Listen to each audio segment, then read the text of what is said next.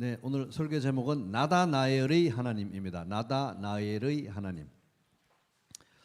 요한복음 1장 전체가 사실 요한복음의 서론이라고도 할 수 있습니다. 프롤로그는 더더욱 그렇습니다. 1절부터 18절. 이것은 요한복음 1장의 요한복음 전체의 서론이기도 하지만 사실 성경 전체의 요약이라고도 알 수 있습니다.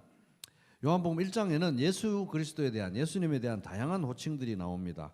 말씀이라고 하기도 하고, 어린 양, 랍비, 메시아, 이스라엘의 왕, 하나님의 아들, 인자. 인자는 이제 사람의 아들이라는 뜻이죠. 여러 호칭들이 사용됩니다. 이러한 호칭들로 예수님이 소개되고 있고, 또 이러한 호칭들로 대변되는 예수님의 정체성이 이제 요한복음 1장에 이렇게 설명이 되고 또 규정이 되고, 바로 이것을 근거로 이러한 예수님의 이제 정체성이 2장부터 나오는 모든 내용의 전제가 됩니다. 그러니까 이러한 분이 이렇게 말씀하시고 이렇게 행하시고 이런 일을 하셨다. 이게 이제 2장부터 펼쳐지는 내용입니다. 요한복음이 기록됐을 때는 서기 90년 정도 됐습니다. 서기 90년. 이때는 이미 마태, 마가, 누가 공관복음이라고 하는데, 이런 앞에 세 복음서는 이미 기록되어서 존재하고 읽혀지고 있었습니다. 한 20년에서 25년 정도 이미 존재하고 읽혀지고 있었습니다. 이제 사도 요한은 에베소라는 이제 터키 서쪽에 소아시아의 중심 도시에 이제 사역하고 있었고, 에베소뿐만 아니라 소아시아 전체에 걸쳐서 여러 곳에 교회들을 목회하고 있었습니다. 이제 요한계시록 2장에 나오는 소아시아의 7교회, 아시아 7교회, 그런 교회들이 이제 사도 요한이 목회하고 있던 그런 교회들이었다고 보면 되겠습니다. 이제 당시 교회들은 뭐 큰 건물이 없으니까 조그만하게 가정교회로 이렇게 모이고, 뭐 20명, 30명, 40명 요 정도로 모였잖아요. 근데 이제 이 작은 교회들이 흩어져 있어서 딱 이렇게 섬처럼 있었던 거 아닌가 싶지만, 우리가 생각하는 것보다 훨씬 더 이게 네트워크가 잘 되고 긴밀하게 소통하고 있었던 것으로 이제 초대교회 문헌들을 보면은 알 수 있습니다. 이제 뭐 실제로 로마 제국에서 또 에베소 같은 도시는 알아주는 도시니까, 에베소에서 어떤 일이 있었다? 그러면 그 소아시아 전체적으로 금방 소문이 납니다. 에베소에 어떤 뭐 고관 대작의 부인이 뭐 어떤 뭐 예를 들어서 장신구를 했다. 그럼 금방 소문이 나는 겁니다.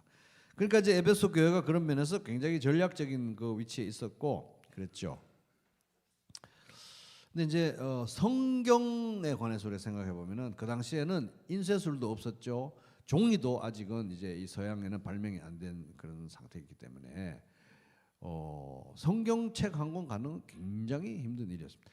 이제 파피루스 같은 데를 기록하게 되면 이게 뭐 금방 사가버리고 부서지고 이러니까, 이제 이 성경을 어디에 기록했냐 하면 양을 잡아가지고 양 가죽을 쫙 이렇게 펴가지고 하얗게 종이처럼 만들어서 그걸 가지고 이제 책처럼 엮는 거예요. 그러니까 이제 도대체 책 한 권 만들려면 양이 몇 마리나 죽어야 되는 겁니까, 그죠? 그래서 이제 만약에 누가복음 정도 24장까지는 누가복음 정도의 양피지로 이제 성경책을 만들어 가지고 이제 필사를 해서 한 묶음 만든다고 하면, 필사도 그 아무나 못합니다. 굉장히 고급 인력 써야 돼요. 왜냐하면 아무나 쓰다가 머리 휙 버린다, 엉망으로 써버리면 그게 버릴 수도 없고, 이게 굉장히 그러니까, 이게 이제 누가복음 하나 정도 하려면 양이 여러 마리 들어가야 된다는 거예요. 10마리에서 15마리 이렇게 대충. 이건 뭐 확실한 건 아닙니다. 근데 이제 어쨌든 비싸다. 굉장히 비싸다. 그래서 조그마한 교회들이 20명, 30명 이러니까, 이게 누가복음 정도 하나 만들려면 노동자 한 명이 여러 달 일해서 벌어야 되는 그 월급을 모아야 이제 되는 거니까, 그 작은 교회들에 뭐 돈 생긴다, 뭐 좀 여유 자금이 생긴다 하면 제일 먼저 해야 되는 게 이 양피지로 된 성경부터 입수하는 거예요. 근데 에베소서나 뭐 짧은 거는 모르겠는데 마태, 마가, 누가 이런 복음서들은 비싼 거예요. 그러니까 이제 요한복음이 써질 때는 이제 기록될 때는 서기 90년 정도니까, 마태, 마가, 누가 이런 것들은 이미 이제 양피지에 만들어 가지고 교회마다 이렇게 이제 이미 하나씩 비치돼 있고, 형편이 안 되는 교회들은 옆 교회에서 빌려다가 뭐 서로 바꿔보든지 뭐 이렇게 했던 거겠죠. 그러니까 이 교회에 에베소서 필사돼가지고 우리 교회 온 거야? 그러면 이제 성도들이 전부 모여가지고 주구장창 그걸 읽고 낭독을 하고 듣고 했던 거예요. 반복해가지고. 그래서 이제 뭐 마태, 마가, 누가 이제 20년, 25년 이렇게 됐으니까 얼마나 모여가지고 성경을 공동체적으로 묵상을 했겠습니까? 복음서 내용 마태, 마가, 누가 익숙한 거예요. 그 당시에 초대교회 성도들은 성경 읽는다? 집에서 혼자 성경 읽는 그런 거 아닙니다. 성경 읽는다 그러면 개념 자체가 벌써 교회에 모여가지고 같이 읽는 걸 말하는 거예요. 교회에 모여서 낭독하고 귀로 듣고 마음으로 새기는 게 성경 읽는 거지 혼자 따로 읽고 그런 거 없습니다. 그런 상황에서 이제 마태, 마가, 누가 복음은 자, 예수님이 이런 말씀도 하셨고 이런 일도 하셨고 결과적으로 제일 중요한 거 십자가와 부활 역사적 사실이다 쭉 적은 다음에 그렇기 때문에 이분이 하나님의 아들이다 이렇게 밑에서부터 위로 이제 올라가는 거예요. 마태, 마가, 누가는.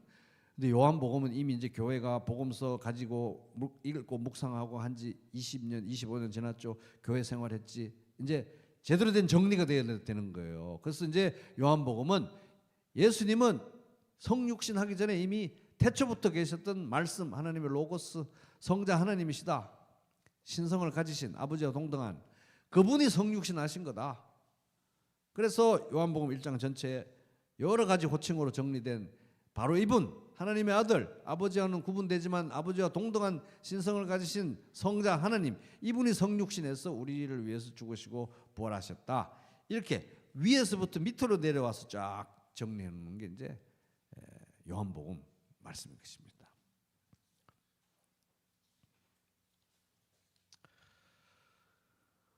그래서 이제 오늘 이제 부부는 이제 예수님에 관한 여러 호칭 중에서도 이제 뭐 인자, 사람의 아들 이런 호칭이 이제 나오면서 요한복음 1장 전체의 마지막 부분입니다. 그러니까 이제 1장을 마무리하고 이제 2장으로 들어가는 이제 서론의 결론이 정리가 되겠습니다. 자, 1장 43절 같이 한번 읽어보겠습니다. 시작.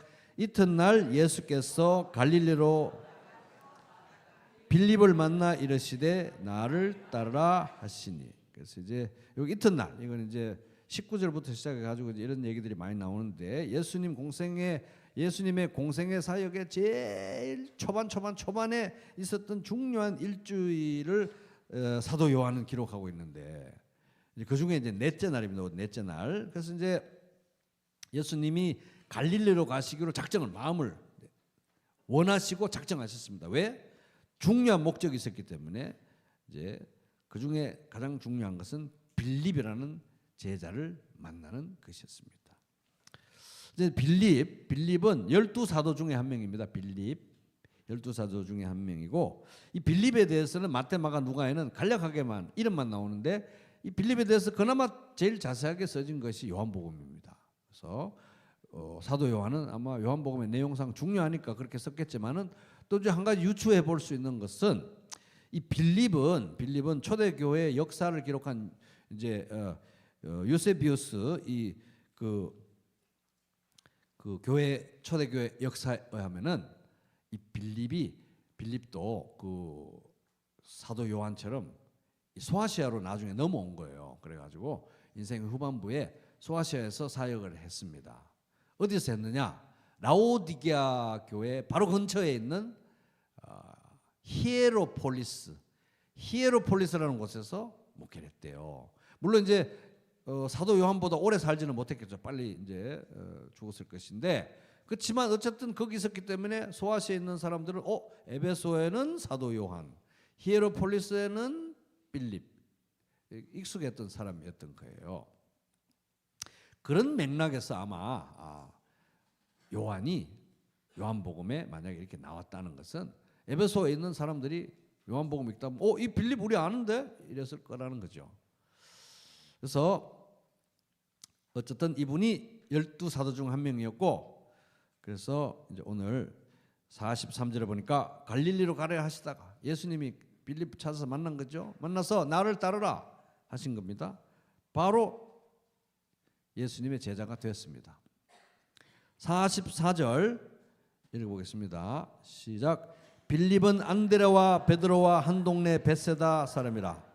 그래서 빌립이 어디 사람이냐? 벳세다 사람입니다. 누구하고 같은 동네 사람인가요? 안드레하고 베드로하고.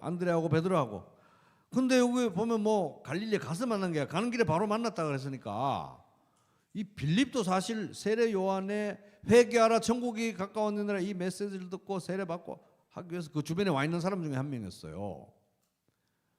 그러니까 이제 벳세다에서 이 청년, 조그마한 벳세다의 갈릴리 벳세다 동네에서 이 청년 3명이 벌써 하나님 말씀 들으려고 고기도 안 잡고 여기 와 있는 거예요. 이 청년 3명이. 근데 물론 이제 마태, 마가, 누가 보면은 이제 예수님이 공생애 사역하실 때 보면은 이제 베드로, 안드레 이런 사람들은 가버나움 사람이었다 이렇게 이제 나오긴 하는데 어렸을 때 아마 이들이 벳세다 같이 자랐던 것 같아요. 그래서 이제 벳세다는 어떤 곳이냐? 벳세다, 갈릴리의 벳세다. 마태복음 11장 21절 화 있을진저 고라시나 화 있을진저 벳세다야. 예수님이 아주 저주를 퍼부은 말입니다. 너희에게 행한 모든 권능을 두로와 시돈 이방의 두로와 시돈에게서 행했더라면 그들이 벌써 베옷을 입고 회개하고 제에 앉아서 회개하고 돌아섰을 것이다. 그러니까 이제 이 동네가 영적으로 아주 타락한 도시였다는 거예요. 그런 동네였다는 거예요. 그런 조그만 영적으로 아주 형편없는 동네에서 여기서 되겠어 했던 동네에서 청년 3명이 그것도 예수 세례 요한의 메시지를 듣고 반응해서 여기 왔던 것입니다. 그러니까 이제 베드로, 안드레, 빌립 이런 사람들이 나중에 이제 예수님 따라가지고 제자가 되고 나서도 아마 고향 가가지고는 아유 고기도 안 잡고 저러고 다닌다고 아마 굉장히 손가락질 당했을 것이고 이후에도 별로 좋은 대접은 고향에서 못 받았던 것 같아요. 그죠? 이 동네가 그런 동네입니다. 근데 거기서 3명이 이렇게 12사도 중에 3명이 나온 거예요. 그 동네에서. 화 있을진저 벳세다 했던 3명이 거기서 나온 것입니다. 45절 이 빌립이 구원받고 나서 뭘 제일 먼저 했는지 한번 큰 소리로 한번 읽어보겠습니다. 시작. 빌립이 나다나엘을 찾아 이르되 모세가 율법에 기록하였고 여러 선지자가 기록한 그 일을 우리가 만났으니 요셉의 아들 나사렛 예수니라.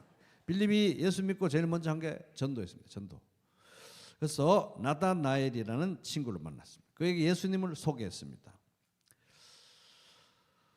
그래서 이제 이 나다나엘이 이제 구원받고 예수 제자가 되는 장면이 나오는데 이 나다나엘은 또 어디 사람이냐? 나중에 요한복음 21장 2절에 보면 예수님 부활하시고 제자들하고 거기에 생선 구워 잡수시고 이제 식사하시던 그 갈릴리 바닷가 거기에 예수님하고 식사했던 사람들이 몇 제자가 있었어요. 12 사도들 중에서 그들 중에 이름이 나옵니다. 시몬 베드로와 디두모라 하는 도마와 갈릴리 가나 사람 나다나엘과 갈릴리 가나 사람 나다나엘과 세베대 아들들과 또 다른 제자 둘이 함께 있다. 자, 나다나엘 어디 동네 출신입니까? 가나는 어디 있습니까? 아프리카 1번 아프리카 2번 갈릴리. 갈릴리 가나 출신 갈릴리 가나 출신이 나다나엘입니다. 그래서 이제 이 요한복음 21장에도 그 나란히 사도들하고 언급되고 이런 거 봤어. 또 요한복음 1장에도 이 초기 사도들하고 언급되는 거 봤어. 이 사람도 아마 12사도였을 것이다 라고 짐작하는 학자들이 많습니다. 그래서 아마 12사도 중에 바돌로메라는 이제 그 제자가 있는데 그 사람의 아마 다른 이름이었을 것이다 이렇게 추정하는데 확실치는 않아요. 어쨌든 나다나엘이 예수님의 제자가 됐는데 이 사람이 갈릴리 어디서 왔다고요? 갈릴리 가나. 결국은 자기도 갈릴리 사람입니다. 갈릴리 사람. 근데 예수님 당시에 유대인들은 이 남쪽에 예루살렘 근처 유대인들은 그 중간에 바로 인접 북쪽에 있는 사마리아 그 위에 갈릴리 이런 사람들을 사마리아 갈릴리 이런 사람들 아주 우습게 생각했어요. 그냥 잡족들이고 인종적으로도 그냥 선명하지도 않고 또 신앙적으로도 하고 혼합 종교라 이 사람들은 아예 유대인을 안 치고 무시하던 그런 사람들이었어요. 사마리아 사람들. 갈릴리 사람들. 근데 가나가 어디에 있었다고요? 갈릴리에 있었어요. 갈릴리.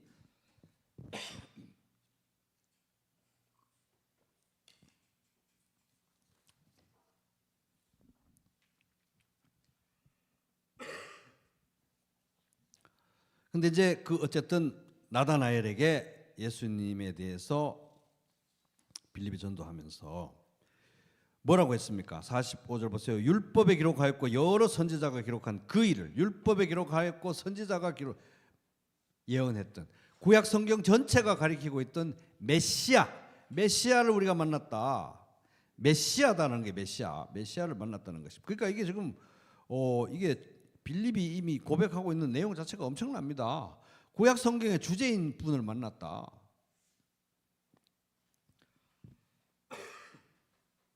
그래서 누가복음 24장 27절에도 보면 모세와 모든 선지자의 글로 시작하여 모든 성경에 쓴 바 자기에 관한 것을 자세히 설명했다고 돼 있는데, 결국은 구약 성경 전체가 가리키고 있던 이 메시아를 우리가 만났다. 이제 전도를 한 거예요. 어마어마한 신앙 고백과 어마어마한 내용의 복음 전도였는데, 이 나다나엘도 그 베세다 출신 헌신된 청년, 말씀에 열심인 청년인데 뭐라고 반응했는지 한번 보겠습니다. 46절 같이 읽어보겠습니다. 시작. 나다나엘이 이르되 나사렛에서 무슨 선한 것이 날 수 있느냐. 빌립이 이르되 와서 보라. 그래서 갈릴리 나사렛 그거 유대인들이 다 무시하는 그거 나사렛에서 뭐가 선한 게 나올 수 있니? 이렇게 딱 잘라서 말하는데, 나다나엘이 어디 사람이라고요? 갈릴리 가나 사람이에요. 그러니까 이제 뭐 도토리 키재기 하듯이 그래도 우리는 저 나사렛보다 낫겠지 이런 거예요. 근데 뭐 나사렛이 아마 거기서 갈릴리에서 제일 무시받는 유대인들에게 그런 동네였던 것 같아요. 그래도 우리는 나사렛은 아니지 않아? 가나 사람이래. 나사렛에서 뭐가 선한 게, 내가 비록 여기 회개하라 천국이 가까운 데니라 세례 요한의 메시지를 듣고 여기 와서 주의 오심을 기다리러 왔지만 나사렛은 아니지. 나사렛은 이렇게 무시하는데, 결국 그거 보면은 자기 고향 갈릴리 가나에 대해서 별로 자부심도 없어요. 자기도 가나에 대해서도 창피해요, 이 사람이. 사실은. 그래도 나사렛 사람들 보면 자존심에 있어 가지고 우리는 나사렛은 아니지 이렇게 말했던 것입니다. 사실 이렇게 이제 사도 요한이 기록하고 있지만, 사도 요한이 에베소에서 지금 이거 요한복음 쓸 때 25년 정도 목회하고 있는 상황인데, 에베소에서 목회할 때, 아시아 여러 교회 다니면서 목회할 때 이런 종류의 사람 많이 봤을 거예요, 사도 요한은. 예를 들어서 에베소라는 곳을 생각해 보겠습니다. 에베소에서 누구한테도 꿀리지 않게 당당하게 살 수 있는 사람이 몇 퍼센트나 되겠습니까? 제일 상류, 진짜 상류 중에 상류 몇 명 빼놓고는 나머지는 다 고만고만해요. 다 나사렛 아니면 가나예요, 사실. 그리고 특별히 노예들이 많았습니다. 상당수가 다수가 노예들은 여기서 끌려오고 저기서 끌려오고. 근데도 거기에 다 서로를 무시하면서 네가 잘났네, 내가 잘났네. 나는 나사렛이고 너는 가나. 나사렛이 그래도 가나가 그래도 낫지 않겠어? 그런 사람들로 가득 이제 한 도시, 그런 곳에서 복음 전하기가 굉장히 척박한 거죠, 사실은. 그래서 이제 요즘도 뭐 우리가 예를 들어서 복음 전할 때 보면은 사람들이 우리 웬만한 복음으로 자존감이 이렇게 예수 그리스도 안에서 자존감이 없으면 깜짝깜짝 놀랍니다. 교단이 어디예요? 교단이 자기 건물 있어요? 월세 냅니까? 아니면 뭐 담임 목사 어디 학교 나왔어요? 숫자 몇 명 좀 되는데? 생긴 지 얼마 되셨나? 이제 그런 식이에요. 빌립이 그런 상황에서 어떻게 전도해야 되는지 정답을 얘기합니다. 그죠? 정답. 46절 같이 읽겠습니다. 시작. 나다나엘이 이르되 나사렛에서 무슨 선한 것이 날 수 있느냐. 빌립이 이르되 와서 보라. 와서 보라 그래. 와서 보라. 와서 보라고 그러면 되는 것입니다. 와서 보라고 하면서 우리가 이제 가르쳐야 할 것. 와서 보라고 하면서 가르쳐야 될 것. 와 봐봐, 우리 교회 건물이 얼마나 좋은가, 얼마나 사람이 많은가, 우리 교회 얼마나 번듯한 사람들이 많은지 와서 보시오 이게 아니잖아요, 그죠? 와서 뭘 보라는 것입니까? 예수 그리스도를 보라는 거예요. 예수 그리스도. 나다나엘이 뭐 거기에 자랑할 게 뭐가 있었습니까? 와서 보라고 할 때 건물이 있었습니까? 사람이 많았습니까? 생긴 지 오래됐습니까? 지금 딱 생긴 지 얼마 안 돼가 바로 출발점에 사람들이 다 이상하게 보는 그런 상황인데 와서 보라. 누구를? 예수 그리스도를. 그래서 여러분 복음 전하실 때 절대 뭐 우리가 어떻다 내가 어떻다 뭐 이런 거 생각하지 마시기 바랍니다. 와서 보라. 누구를? 예수 그리스도를. 예수 그리스도를 보여줘야 사람들이 구원받지 다른 거 아무리 뭘 봐도 그거 변화가 되는 거 아닙니다. 예수 그리스도는 누가 보느냐? 하나님이 보여주셔야 봐요. 예수님의 양이면 반드시 예수님의 음성을 듣게 되어 있습니다. 그러니까 내가 어떻다 우리 교회가 어떻다 같이 있는 사람은 어떻다 건물 이런 거 생각하지 마시고 우리 교회 뭐 내 체질 안 맞는 사람들도 많은데 이런 거 막 신경 쓰지 마시고 와서 보라. 예수 그리스도를 보라. 예수 그리스도 보면 성령의 하나 되게 하심 가운데 참여하게 될 것이고 예수 그리스도가 성령으로 세례를 주면 믿고 구원받아서 하나가 될 것입니다. 그렇게 이제 와서 보라 딱 이제 얘기를 했습니다. 그러니까 와서 보라니까 이제 간 거예요. 친구 말대로 동네 친구니까. 자, 그래서 이제 다가옵니다. 47절 같이 읽겠습니다. 시작. 예수께서 나다나엘이 자기에게 오는 것을 보시고 그를 가리켜 이르시되 보라 이는 참으로 이스라엘 사람이라 그 속에 간사한 것이 없도다. 그 속에 간사한 것이 없도다. 예수님은 사람의 마음을 아시기 때문에 이 사람 속에는 간사한 것이 없도다. 이거 뭐예요? 이 사람은 정말 마음이 어떻게 이렇게 착하고 순수하고 도화지같이 순백이고 죄도 없고 거짓말도 안 하고 아주 그냥 도덕적으로 완벽한 사람이구나 이런 뜻이겠습니까? 절대 아닙니다. 이미 그때 그 주변에 와 있는 세례 요한의 메시지를 듣고 온 사람들이 들었던 메시지가 뭡니까? 회개하라 천국에 가까웠느니라. 그러면서 세례를 받으라는 거예요. 세례는 이방인들이 유대인으로 개종할 때 받는 건데 너희들은 이방인이랑 마찬가지야. 다 지금 완전히 죄에 빠져서 하나님 앞에 진노의 대상이 되어 있기 때문에 회개하고 천국에 가까웠으니까 오실 구원자 메시아를 믿음으로 받아들이라. 이게 메시지였기 때문에 그 메시지의 실체이신 예수님이 오셔가지고 어우 참 이렇게 훌륭하시고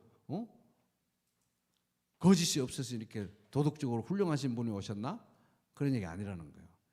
예수님도 알고 나다나엘도 아는 그런 거 아니라는 거 확실히 알고 있습니다. 이 사람들은. 그러면 이것을 들었을 때 나다나엘이 떠올렸을 법한 구약 성경의 말씀은 아니면 또 예수님이 염두에 뒀을 법한 구약 성경의 말씀은 시편 32편 2절 마음에 간사함이 없고 여호와께 정죄를 당하지 아니하는 자는 복이 있도다. 마음에 간사함이 없고 여호와께 정죄를 당하지 아니하는 자는 복이 있도다. 시편 32편 2절 다윗이 한 말입니다. 다윗도 알고 있었어요. 마음에 간사가 없다? 이거는 자기가 자기를 아는데 다윗이 어떤 죄를 지었습니까? 자기 충신의 부하를 간음을 하고 충신을 죽이고 마음에 간사가 없다는 게 자기가 할 법이나 할 얘기입니까? 마음에 간사가 없다는 건 내가 얼마나 간사한 인간인지, 내가 얼마나 거짓으로 가득한 인간인지, 내가 얼마나 하나님의 용서가 없이는 견딜 수가 없는 인간인지, 내가 얼마나 하나님이 주시는 복이 아니면 살 수가 없는 인간인지 알고 인정하는 게 간사가 없는 거예요. 그게 진실된 것입니다. 그러니까 이 시편은 대꾸가 있어가지고 대꾸법이 앞뒤가 똑같은 얘기인데 마음에 간사함이 없고 여호와의 정죄를 당하지 아니하는 자. 마음에 간사가 없다. 나는 마음 자체가 아주 쓰레기통입니다. 만물보다 더 거짓되고 아주 썩은 것은 사람의 마음이니 누가 그 속을 알 수 있겠습니까? 예레미야 17장 9절. 이런 상태이기 때문에 주여 저는 주님의 용서가 필요합니다. 그러니까 회개하라 천국에 가까우니라 그 메시지에 반응한 거 아니겠습니까? 저는 그런 사람이오니 저를 용서해 주시고 씻어 주시고 하나님의 의를 덧입혀 주시옵소서. 이게 간사가 없는 거고 그런 사람은 다른 말로 하면 어떤 사람이냐 하면 하나님께 여호와 하나님께 정죄받지 않은 사람, 하나님이 용서해 주시는 사람, 하나님의 정죄 심판을 안 받는 사람. 잘나서? 아니요. 믿음 때문에. 그런 사람이라고 예수님이 나다나엘을 알아본 거예요. 그러니까 참 도덕적으로 훌륭하십니다. 이 얘기를 한 게 아닙니다. 예수님도 알고 나다나엘도 알았어요. 어떻게 아셨지? 내가 이렇게 지금 여기 세례 요한이 세례 주는 근방에 와서 빙빙 돌고 있지만, 내가 젊은 청년이지만 내 마음이 하나님 앞에서 이렇게 초라해서 하나님의 용서를 안 받고 하나님의 회복과 복을 받지 않으면 살 수가 없어서 내가 지금 이렇게 왔다는 거 예수님이 어떻게 알았지? 다른 사람은 몰라도 예수님은 알고 나다나엘도 알았던 것입니다. 보라, 이는 참으로 이스라엘 사람이요 속에 간사가 없도다. 참으로 이스라엘 사람이다. 이스라엘, 따라해보기. 이스라엘. 이 이스라엘이라는 이름이 어디서, 이스라엘 나라의 이스라엘이라는 이름이 어디서 나온지 아세요, 여러분? 야곱에게서 시작됐습니다. 야곱을 이제 하나님께서 이름을 바꿔주시잖아요, 이스라엘이라고. 그래서 야곱의 후손들이 이스라엘이 된 거예요, 12지파가.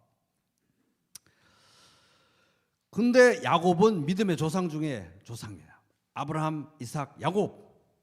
믿음의 위대한 조상이에요. 야곱이 왜 위대한 조상입니까? 인격이 훌륭했어요? 야곱은 아주 뒤틀린 인격의 사람이었습니다. 젊었을부터. 야곱은 아주 인격이 뒤틀린 사람이에요.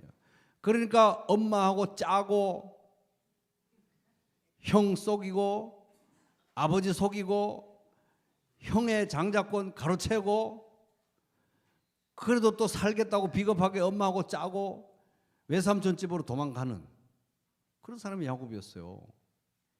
그런데 야곱이 왜 위대한 믿음의 조상입니까? 사실 사람으로 보면 에서가 더 낫죠. 근데 왜 야곱이 위대한 믿음의 조상입니까? 이 사람은 내가 이 정도면 충분해라는 생각이 없었습니다. 나는 자체가 아주 악합니다. 악하고 약합니다.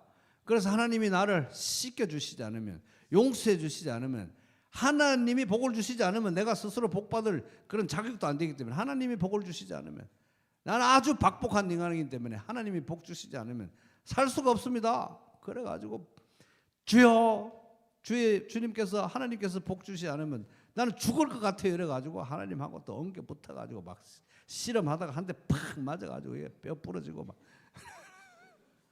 그리고 환도뼈라는 데가 부러져가 이스라엘 후손들이 그 고기 먹을 때도 육식할 때도 환도뼈는 안 먹는다고 뭐 그렇게 하잖아요, 그렇죠? 그래가지고 하나님의 복이 없으면 안 됩니다. 저같이 박복한 인간이 어떻게 하나님의 복 없이 살겠습니까? 그런 가난한 마음이 이 사람이 위대한 것입니다. 자기 스스로 의롭고 스스로 충족되고 이런 게 아니라 하나님 없이 안 될 것 같아요. 하나님, 전 너무 악하고 약합니다. 그게 바로 이스라엘 사람들이 하나님 앞에서 취해야 될 태도. 그러니까 이 나다나엘이 그런 마음으로 여기 왔다 갔다 하고 있으니까 너는 마음에 간사함이 없다. 네가 얼마나 악한지 약한지 아는구나. 너가 바로 이스라엘 사람들이 취해야 될 영적인 태도. 하나님께서 이스라엘 사람들이라면 이런 태도로 나오기를 원하는 그 모습을 가지고 있구나. 그래서 마음에 간사가 없구나. 참으로 이스라엘 사람이구나. 이렇게 얘기한 것입니다.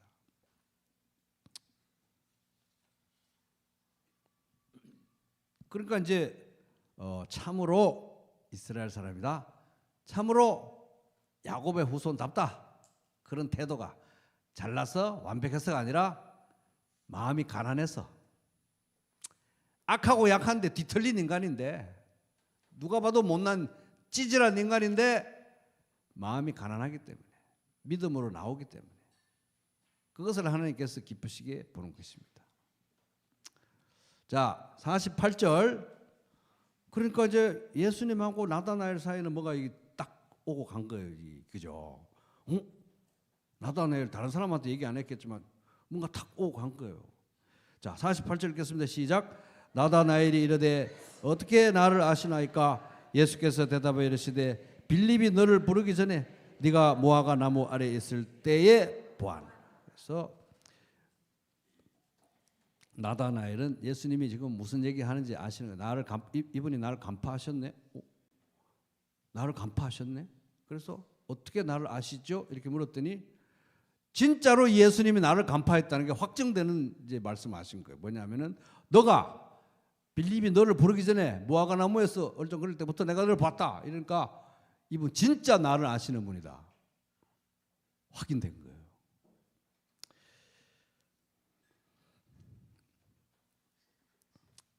그러니까 무슨 도덕적으로 참 훌륭해 보이십니다 이렇게 공치사를 하시는 것도 아니고, 너가 얼마나 네 스스로 야곱의 정신으로 죄인인지 모자란지 약하고 악한지 알고, 그래서 회개하고 천국에 가까운 그 천국을 맞이하기 위해서 나온 그런 사람이구나. 악하고 약하지만 진실되구나. 악하고 약함에 대해서 그렇게 이제 하시면서 나는 너를 진짜 안다 하면서 무화과나무 있을 때부터 봤다 이렇게 얘기하십니다. 자, 49절 읽겠습니다. 시작. 나다나엘이 대답하되 랍비여 당신은 하나님의 아들이시요 당신은 이스라엘의 임금이로서. 바로 이제 신앙이 고백되는 것입니다.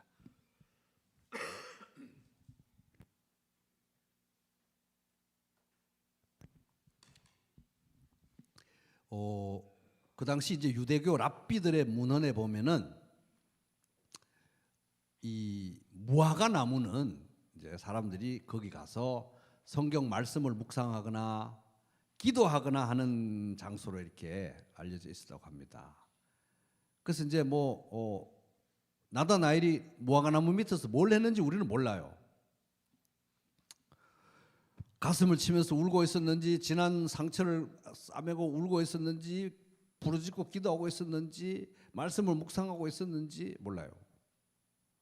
그러나 아까 너는 마음에 간사가 없고 너의 악함과 약함에 대해서 진실하구나, 야곱처럼 가난한 마음이구나 하니까, 그런데 무화과나무 얘기를 하니까 깜짝 놀란 거예요. 다른 사람은 아무도 모르지만, 그가 무화과나무 밑에서 뭐하고 있었는지 모르지만 무화과나무 얘기하니까 예수님하고 나다나엘은 쫙 마음이 연결된 것입니다.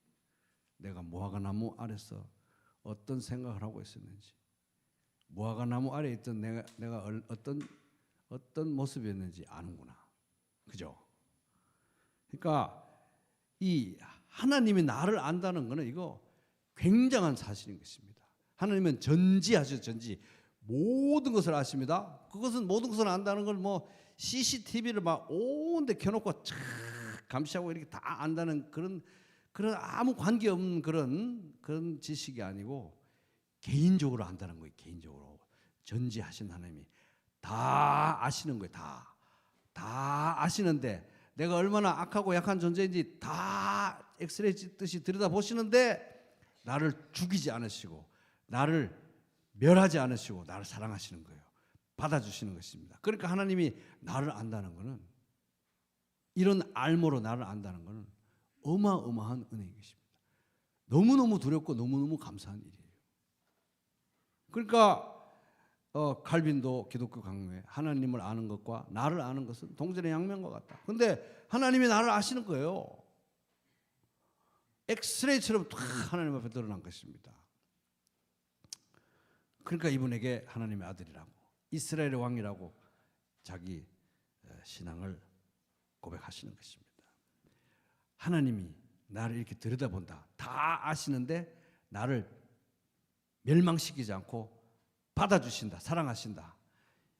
이것만큼 은혜가 없는 게, 이런 식으로 변화된 또 다른 유명한 한 사람이 있잖아요. 사마리아 여인. 우물가에서 막 온갖 논쟁하면서 예루살렘에서 예배를 해야 되니 사마리아에서 해야 되니 막 계속 따지고 덤비고 이러니까 남편을 데려오라. 남편 없는데요? 그래, 5명 있었는데 지금도 네 건 아니지. 그러면서 막 손가락질하고 너 이러면서 정죄하고 판단하고 저주하는 게 아니라 긍휼의 눈길로 그를 바라보면서 그를 용납하시고 용서하시고 구원하시고자 하는 눈동자를 봤을 때, 바로 물론 제자들이 그때 딱 도착하긴 했지만 눈물을 휘날리면서 자기 동네로 가지 않았겠어요? 가서 바로 전도하면서 뭐라 그랬습니까? 나의 모든 것을 말한 이분을 와서 보라. 그렇게 전도하니까 온 동네가 뒤집어져서 다 받았지 않습니까? 바로 그런 이제 하나님의 아들을 경험한 것입니다. 여기서 하나님의 아들은 아버지와는 구분되지만 아버지와 동등한 신성을 가지신 성자 하나님을 말하는 것입니다. 자, 이제 50절 보겠습니다. 50절 시작. 예수께서 대답하여 이르시되 내가 너를 무화과 나무 아래에서 보았다 함으로 믿느냐? 이보다 더 큰 일을 보라. 나다나엘, 내가 무화과 나무에서 봤다고 하니까 깜짝 놀라서 믿는데 여기가 다가 아니고 너는 앞으로 계속 더 어마어마한 걸 볼 것이고 진짜 어마어마한 걸 볼 거야. 경험하게 될 거야. 우리도 그러는 것처럼 이게 구원이고 영생이라는 겁니다. 뭘 보게 될까요? 나다나엘이 보게 될 더 큰 일은 도대체 뭘까요? 나다나엘뿐만 아니라 예수 믿는 우리 모두도 보게 될 더 큰 일은 무엇일까요?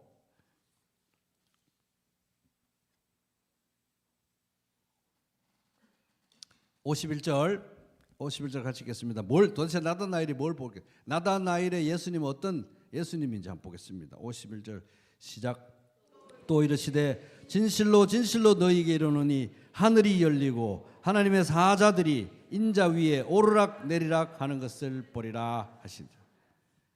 야, 요 하나님의 사자들에게 사자, 라이언, 짐승 사자가 아니고 천사 사자들을 말하는 에인젤 천사입니다. 자, 예수님이 이 말씀 딱 하실 때 이게 구약 성경 좀 읽은 사람은 우리 조상 야곱이 얘기네? 바로 아는 겁니다. 그래서 창세기 28장으로 한번 돌아가 보겠습니다. 여기 손 놓고 창세기 28장 너무 중요하니까 한번 가보겠습니다. 창세기 28장 10절입니다.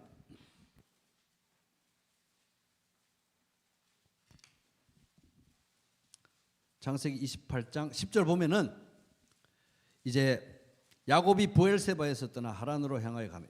야곱이요 엄마하고 짜고 형 속이고 엄마하고 짜고 아버지 속이고 엄마하고 짜고 형 장자권 가로채고 엄마하고 짜고 비겁하게 살겠다고 외삼촌 집에 가는 길이에요 지금.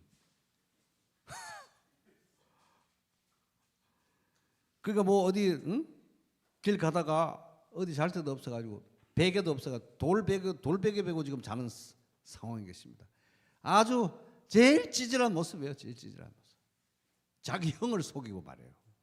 그것도 엄마하고 짜고 그것도 살겠다고 왜 삼촌 집에. 아주 찌질한 인생의 모습입니다. 사냥도 못 해가지고 말이죠. 엄마가 잡아주는 염소털 가지고 아빠 속이고. 이런 찌질하신 분에게 돌베개 자고 있으니까 아무것도 내세울 게 없는데 단지 이러면서도 하나님 저는 너무 악하고 약해서 안 될 것 같아요. 저를 좀 도와주세요. 저는 너무 박복한 인간이라 하나님이 복 주지 않으면 살 수가 없어요. 이런 가난한 믿음의 태도를 가진 사람이기 때문에 그러한 태도를 보시고 그날 밤에 하나님께서 야곱의 꿈에 나타나십니다.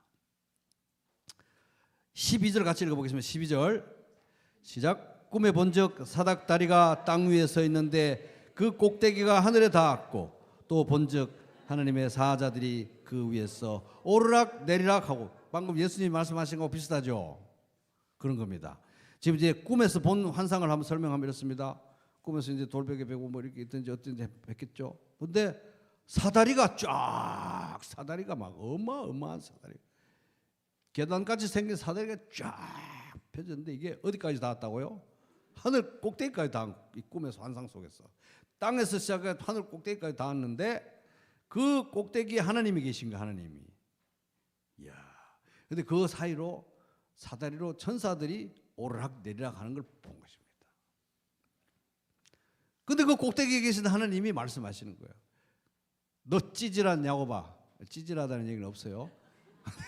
어쨌든 야곱을 향해서 그 찌질한 야곱을 향해서 사랑하시기 때문에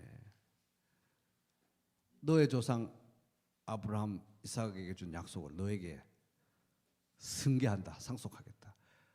너를 향해서 약속을 지킬 것이다.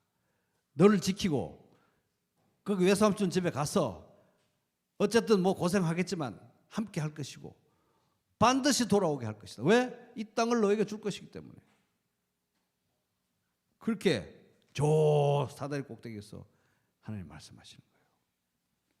근데 그러니까 이제 땅과 자손과 복을 이제 주시겠다고 다시 한번 언약을 확인시키고 잠이 깼어요. 16절 보겠습니다. 16절 시작. 야곱이 잠이 깨어 이르되 여호와께서 과연 여기 계시거늘 내가 알지 못하였도다. 그러니까 이제 방금 야곱이 한 말을 가지고 다시 그림을 그려보면 보세요. 꿈을 꾸고 야곱이 환상을 봅니다. 땅부터 하늘까지 연결된 거대한 사다리가 있어요. 근데 그 사이로 천사들이 오르락 내리락 하고 있습니다. 하늘과 땅이 연결이 됐습니다. 하나님이 저 위에서 말씀하셔요. 너에게 너 조상 아브라함에 주신 약속을 상속시켜 주겠다. 근데 야곱은 잠이 깨가지고 하나님이 여기 계셨네. 하나님이 자기 옆에 계셨던 거예요, 사실은. 그죠? 하나님이 여기 계셨는데 내가 몰랐구나. 그래가지고 너무 두렵고 너무 이상하고 너무 은혜스러운데 그 감동 속에서 그곳에 이름을 지었는데 17절 보겠습니다. 시작. 이에 두려워하여 이르되 두렵도다 이곳이요 이것은 다름 아닌 하나님의 집이요 이는 하늘의 문이로다 하고 하나님의 집 벳엘 벳집 하나님의 집 그다음에 하늘의 문 천국의 문이라는 것입니다. 여기가 하나님의 집이고 천국의 문이구나 이렇게 말하고 있습니다.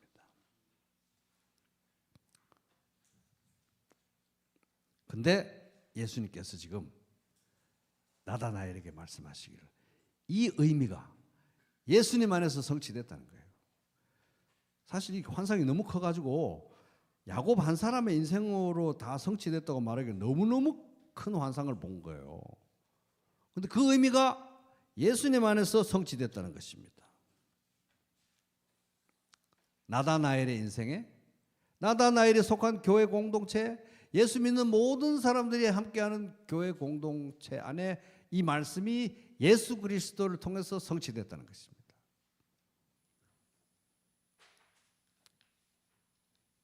특별히 우리가 하나님의 집에 모여서 하나님의 집인 교회에 모여서 예배하는 그 순간에 이것은 너무 구체적으로 성취된 일인 것입니다. 그러니까 나다나엘이 보게 될 예수님, 나다나엘이 믿었고 앞으로 더 크게 보게 될 예수님은 어떤 분이십니까? 하늘과 땅을 연결하는 분이에요. 하나님과 이 죄인들, 이 땅에 사는 죄인들의 원수된 그 담을, 이 원수된 관계를 해결하시고 회복하시고 하나님과 사람 사이를 이어주시는 중보자, 야곱이 봤던 그 사다리 같은 분이 바로 예수 그리스도라는 거예요.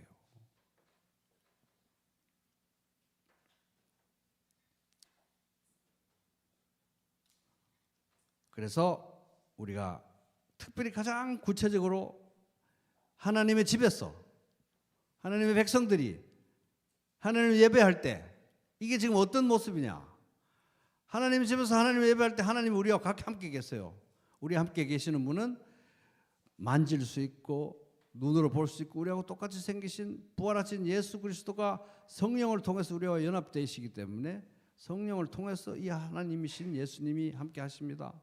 그런데 우리가 예배할 때 고개를 들어보면 저 영광 중에 계신 하나님 아버지를 우리가 향해서 기도하잖아요. 예배하잖아요. 그분과 우리 사이가 연결이 된 거예요. 누구를 통해서? 예수 그리스도를 통해서. 그래서 천사들이 오르락내리락 하늘과 땅의 일들이 왔다 갔다 하면서 우리가 지금 천국에 속해 있는지 이 땅에 속해 있는지 헷갈릴 정도로 우리는 이 땅에 살면서 예수와 연합해서 하늘의 일을 경험하는 사람들을 우리가 있고 공동체적으로 이러한 사실을 기억하고 기념하고 감사하고 찬양하고 있는 것입니다. 이걸 보게 되리라. 아직 나다나엘을 못 봤어요. 이제 나중에 십자가와 부활로 이 일이 이루어지는 것입니다. 성천하고 성령의 오심으로 이게 완성이 되는 거예요. 이미 그러나 아직 이미 이루어졌으나 장차 또 완성이 진짜로 될 것입니다.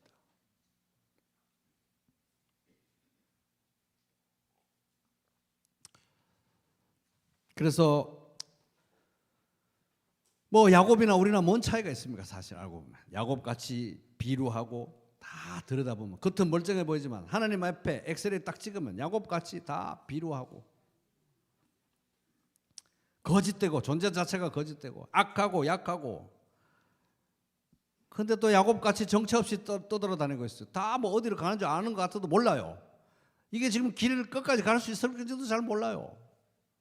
야곱같이 비루하고 악하고 약하고 죄인인데 정처 없이 떠돌아요. 그래서 뭐 겉은 번들어해 보이고 안 그런 사람도 있을지만 사실은 이 세상에 사는 인생 자체가 그냥 돌베개하고 사는 거하고 같은 것입니다. 근데 이런 약하고 악한 자들이 진실되게 뭐에 대해서 자기의 죄와 악함과 약함에 대해서 진실되게 있는 그대로의 모습으로 두 손 두 발 들고 예수 그리스도 앞에 나와서 나의 죄를 자백하고 주여 용서해 주시옵소서.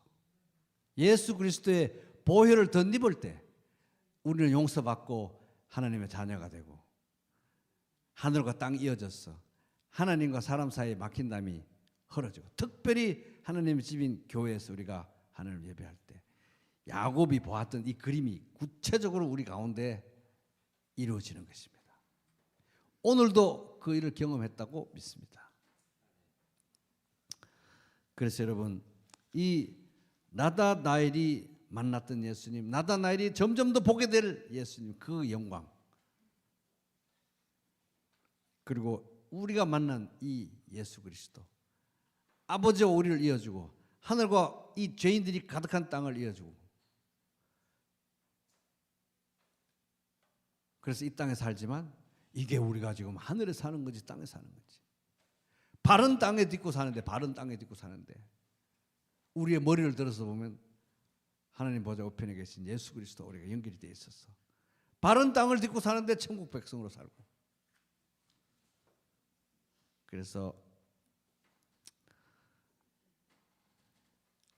나다나엘의 예수님 나를 다 아시면서도 모든 것을 내어주시고 나를 다 아는데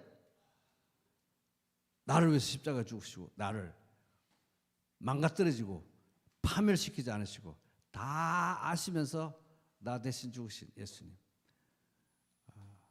이분을 나다나엘의 예수님 바로 우리 예수님을 따라가면서 또 성도들과 사랑하는 성도들과 함께 교회를 이루고 따라가면서 더욱 깊이 알아가고 날로 더욱 사랑하고 그 예수님을 닮아가지고 그래서 예수님 오시는 날 예수님 봤는데 너무 비슷하게 그렇게 되는 예수 제자 삶이 되시기를 주님의 이름으로 축복합니다.